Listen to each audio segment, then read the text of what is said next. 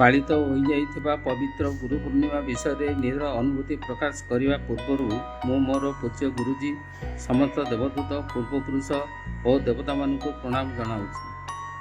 ଏହି ଅବସରରେ ମୁଁ ଜାଣିବାକୁ ପାଇଲି ଯେ ଆଜି ଭୁବନେଶ୍ୱରରେ ଗୁରୁ ପୂର୍ଣ୍ଣିମା ପର୍ବ ପାଳନ କରାଯାଇଅଛି।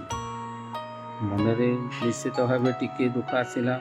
ମୁଁ ଭୁବନେଶ୍ୱରରେ ଥାଇ ମଧ୍ୟ ଏହି ସୁଯୋଗରୁ ବଞ୍ଚିତ ହେଲି। ତାପରେ ମନକୁ ବୁଝାଇଲି ଯେ ଆଞ୍ଜେଲମାନଙ୍କର ଆଶୀର୍ବାଦ ମୋ ପ୍ରତି ନଥିଲା କିମ୍ବା ମୋତେ ଆଉ ଏକ ବଡ଼ ଉତ୍ସବର ସାମିଲ କରାଯିବ। ଯାହା ହଉ, ସେଥିପାଇଁ ଏଞ୍ଜେଲମାନଙ୍କୁ ବହୁତ ବହୁତ ଧନ୍ୟବାଦ। ଶକ୍ତିପାତ ମେଡ଼ିଟେସନର ମ୍ୟୁଜିକ୍ ଅତ୍ୟନ୍ତ ନିଆରା ଥିଲା, ଯାହା ସୁପ୍ତ ମନକୁ ଜାଗ୍ରତ କରିଥିଲା।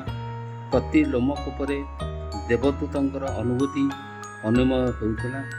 ଶକ୍ତିପାତର ଶେଷ ଭାଗଟିର ଅନୁଭୂତି ଅତ୍ୟନ୍ତ ନିଆରା ଥିଲା। ମୋତେ ମନେ ହେଉଥିଲା ମୁଁ ଏକ ଅଜଣା ରାଜ୍ୟକୁ ଚାଲିଯାଇଛି।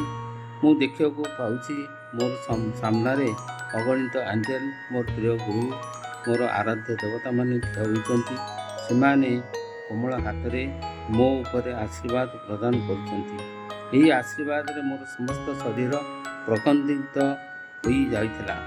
ନିଜକୁ ବହୁତ ହାଲୁକା ଅନୁଭବ ହେଉଥିଲା। ମୋର ସମସ୍ତ ଦୁଃଖ ଦୂର ହୋଇଯାଇଥିଲା। ଏଥିପାଇଁ ମୋର ଗୁରୁଙ୍କୁ ଅଶେଷ ଧନ୍ୟବାଦ ଦେବି। ଆଶା କରେ ଭବିଷ୍ୟତରେ ଏହିପରି ପ୍ରକ୍ରିୟା କରି ଆମକୁ ଉତ୍ସାହିତ କରିବେ। ଶେଷରେ ମୁଁ ମୋର ସମସ୍ତ ଏଞ୍ଜେଲ, ଗୁରୁ, ମାଷ୍ଟର, ଆନ୍ସିଏଣ୍ଟସ୍ ମାନଙ୍କୁ ଅନେକ ଅନେକ ଧନ୍ୟବାଦ ଦେଉଛି। ଜୟ ଜଗନ୍ନାଥ, ଜୟ ଜଗନ୍ନାଥ, ଜୟ ଜଗନ୍ନାଥ।